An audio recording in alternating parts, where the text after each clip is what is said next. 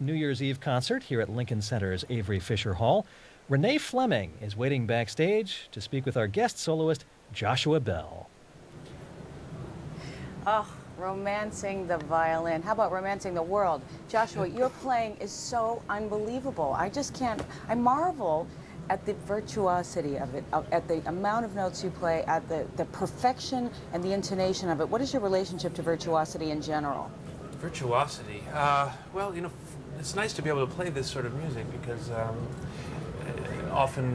normally I play the Beethoven and the Brahms, which are the great pieces of music for the violin, but there's something very special about these virtuoso pieces like the Saint-Saëns and Ravel coming up, and Fritz Kreisler. My teacher, Joseph Gingold, he had such a love for this music, which he never looked down upon. He never categorized it as light music as opposed to serious music. He said, treat all this music with dignity and seriousness, really, because it's not that the Saint-Saëns is one of the greatest pieces written for the violin in all of the repertoire, and it's so fun to get a chance to play it on an occasion like this. Did you listen a lot to the performances of Kreisler, Paganini, and did you think a lot about their performances? Did you carry them with you on stage? Are they a burden or are they a comfort to you? I listened as a kid a lot to Kreisler, of course, listening to him play his own music and Heifetz. Paganini, unfortunately, none of us have ever heard because he never recorded. He was born too soon, yes. but he was the ultimate virtuoso. And by virtuoso, I think that someone, not that just has a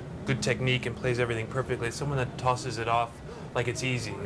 And he wrote music that celebrated the instrument, and Saint-Saëns did the same. Actually, Saint-Saëns wrote the introduction to Rondo Capriccioso for Sarasate, who was sort of the successor to Paganini, and he was another one of the great virtuosos. But I listened to them as a kid, and occasionally I'll listen to them, but I've lived with these pieces enough that I sort of feel like I own them now myself. Great. I love history so much, and particularly the history of music. And one of the things that fascinates me is you play a Stradivarius. That's true. So I find it amazing that modern technology has not improved on your instrument. It would have not made a better violin, but has your technique changed? Is technique better?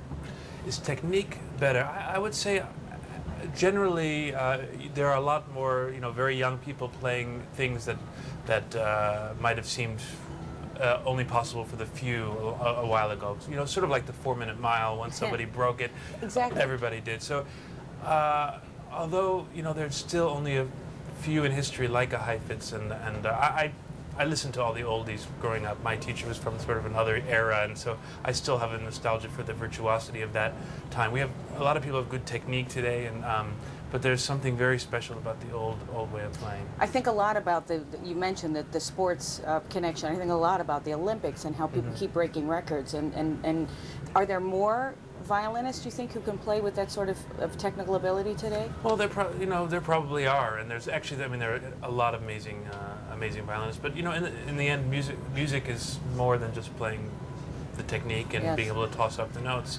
I would rather listen to someone miss a few notes here and there and imbue the music with the character. That's much more important.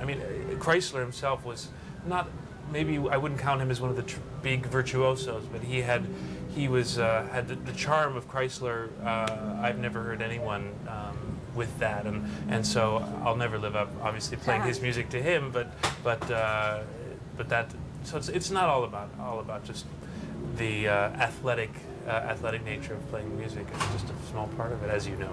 Well, you're about to play one of my favorite songs and one of the great songs in all of the literature, None But the Lonely Heart. Yeah, Tchaikovsky, and I was wondering, do you think about singers? Do you think about breathing?